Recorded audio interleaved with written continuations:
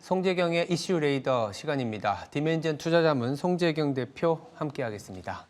안녕하세요. 안녕하세요.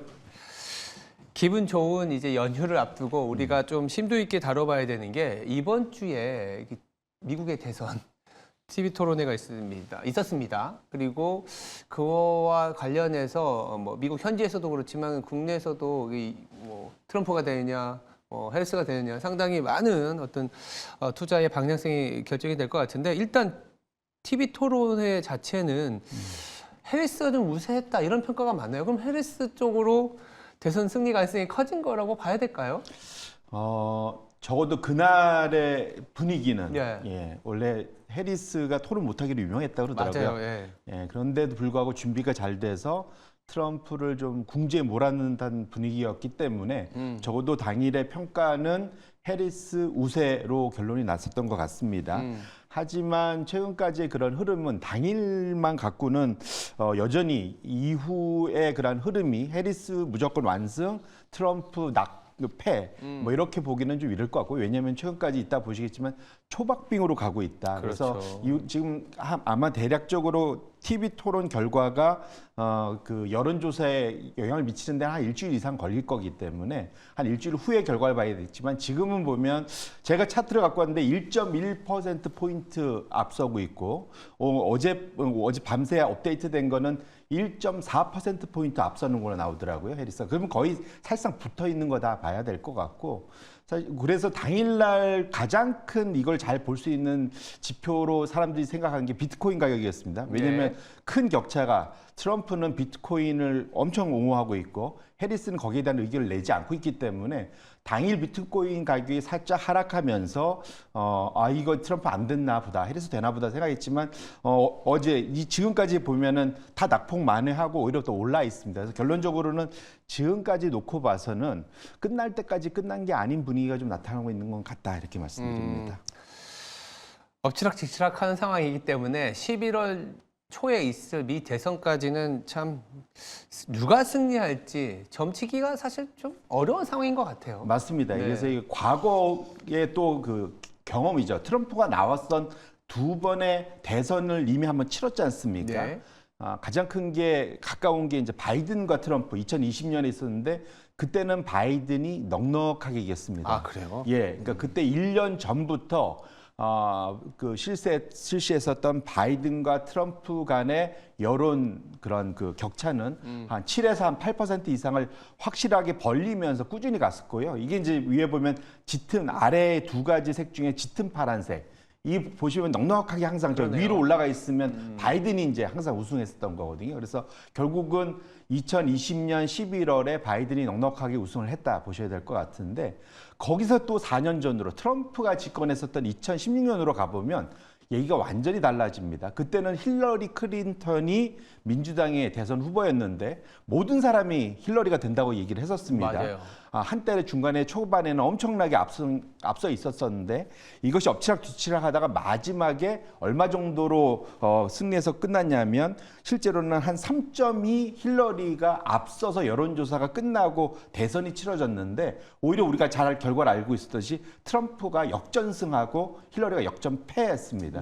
결론적으로 지금 해리스하고 트럼프 사이의 간극 1.4밖에 안 된다는 걸 놓고 봐서는 전혀 해리스 측에서도 마음을 놓기 어려운 상황이고, 트럼프도 벌써 끝난 게 끝나지 않았다라고 얘기할 수 있어서 11월 그 대선 당일까지도 우리는 계속 긴장에 여기에 관심을 집중할 필요가 있겠다, 이렇게 말씀드립니다. 11월 대선까지 누가 될지 모르는 초박빙의 상황이기 때문에 두 후보 간의 어떤 정책, 특히 경제와 관련된 정책을 자세히 뜯어봐야겠습니다. 먼저 한번 세금부터 살펴볼까요?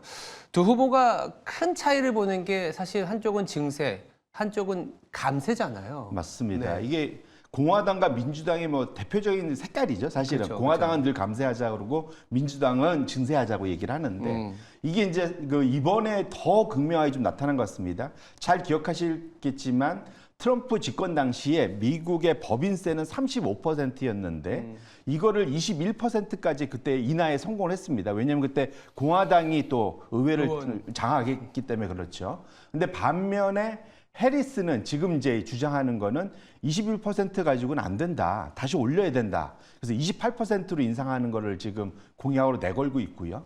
반면에 트럼프는 원래는 초기에는 불과 한 달 전에는 21%에서 20% 얘기하다가 네. 지금은 정반대로 더 가버려서 15% 인하하겠다. 그러면 지금 28%와 15%, 13%포인트나 차이가 나거든요. 대략적으로 지금 뱅크 오브 아메리카에서 이걸 계산한 걸 보니까 현재 21%에서 28%까지 법인세를 올리면 기업들의 그 소위 순이익이 네. 대략 5에서 7% 줄어들 거다. 멀티플도 좀 떨어질 거잖아요. 그러겠죠. 그럼 두 개 해보면 시장에는 분명 악재가 될 만한 것이 해리스의 법인세 인상이고 반면에 트럼프가 15% 이렇게 낮춰줬던 거는 우리가 그 트럼프 집권 당시에도 주가 올랐던 걸 감안하면 확실하게 적어도 해리스가 당선이 되면 법인세 측면에서 기업 순이익에는 부정적인 것만은 분명하다 이렇게 말씀드립니다.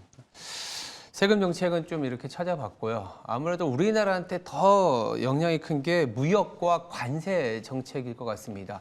두 후보 간에는 또 어떤 차이가 있을까요? 결국 트럼프가 이번에 내세운 게 관세로 모든 걸 해결하겠다.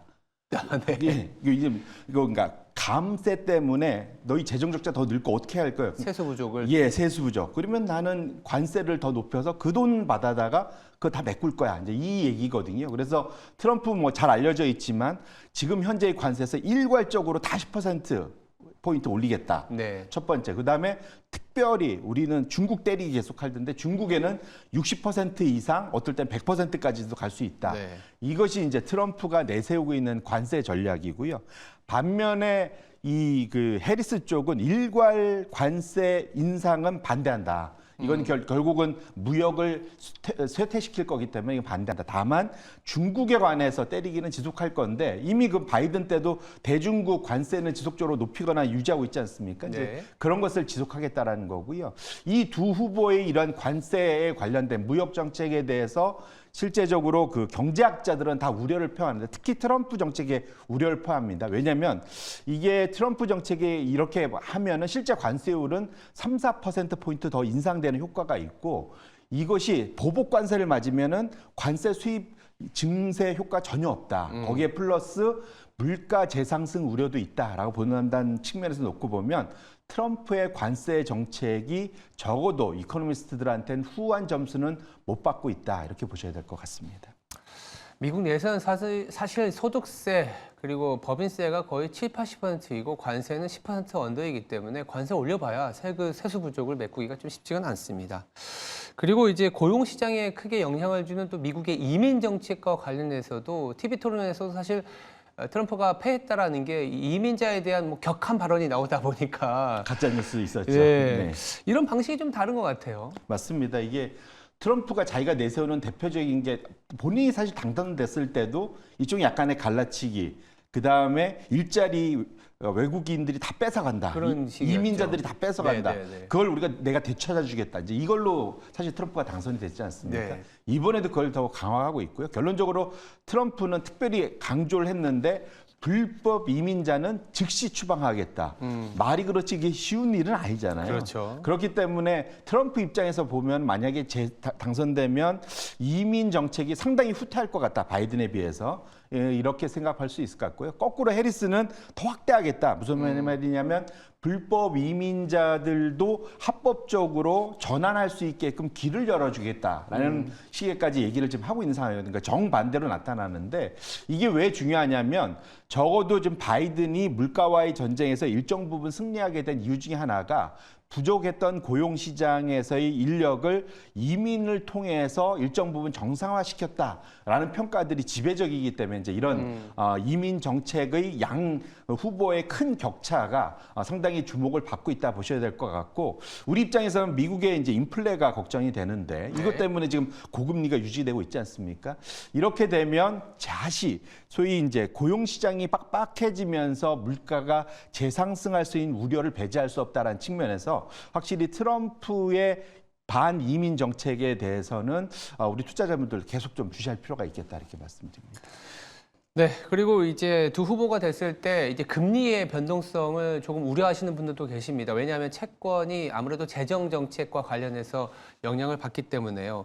두 후보 모두 사실은 돈을 좀 많이 쓰면서 채권 금리에는 좀 악재로 작용할 수 있다. 이런 얘기들이 나오고 있습니다. 맞습니다. 네. 이게 둘 다 이게 좀 다 이런 표현 그렇지만 이게 손들이 크시더라고요. 예. 씀씀이도 넉넉하시고 문제는 이것이 안 그래도 늘어난 미국의 부채, 재정 적자를 더 확대하는 방향, 규모의 차이가 있을 뿐이지 다 늘어날 거다라는 건데요. 그래서 지금 두 후보의 경제 정책을 다 반영해서 여러 기관들에서 이걸 한번 추산을 해봤습니다. 앞으로 10년간 얼마나 더 늘 거냐. 라고 봤을 때 트럼프가 좀 많이 늘어납니다. 제일 작게 보는 분들이 현재 이미 재정 적자 는 거에 앞으로 향후 10년간 3조에서 많게는 거의 6조 달러 가까이 더 늘어날 거다 보고 있고요.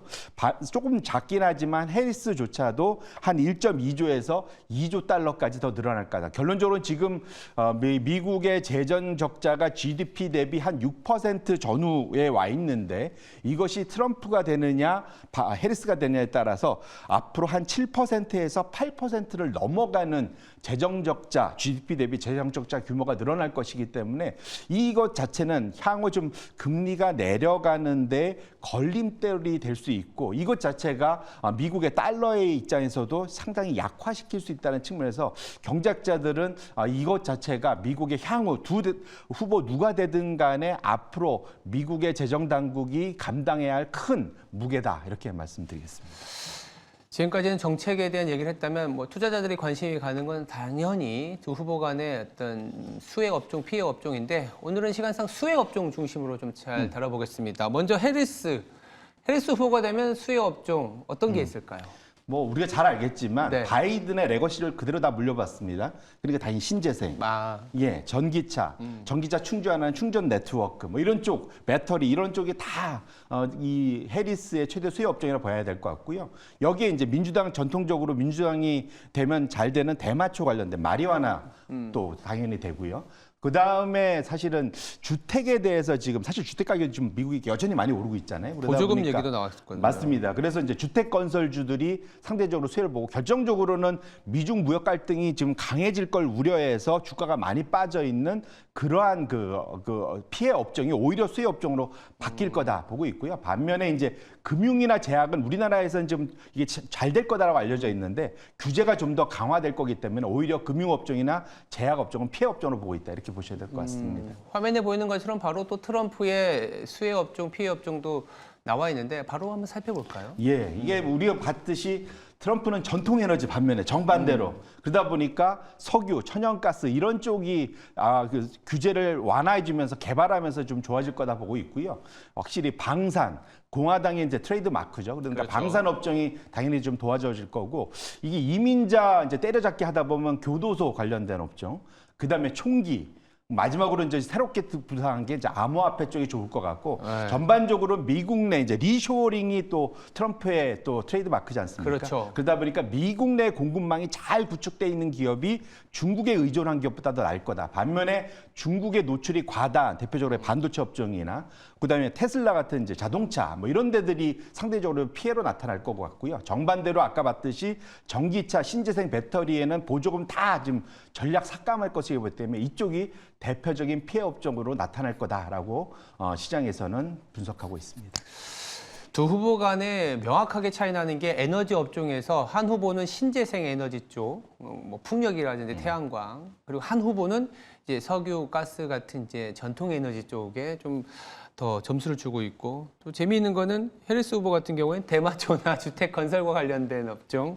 트럼프 같은 경우에는 신기하네요. 이 교도소나 이런 부분들 그리고 우리가 잘 알고 있는 것처럼 이제 머스크를 영입할 수 있기 때문에 그와 관련된 또 암호화폐 이런 부분까지 잘 살펴볼 수 있을 것 같습니다. 네, 지금까지 이번 주에 있었던 미국의 대선 TV 토론 그리고 두 후보 간의 정책을 비교하면서 수혜 업종까지 잘 살펴봤습니다. 네, 디멘전 투자자문의 송재경 대표였습니다. 말씀 감사합니다. 고맙습니다.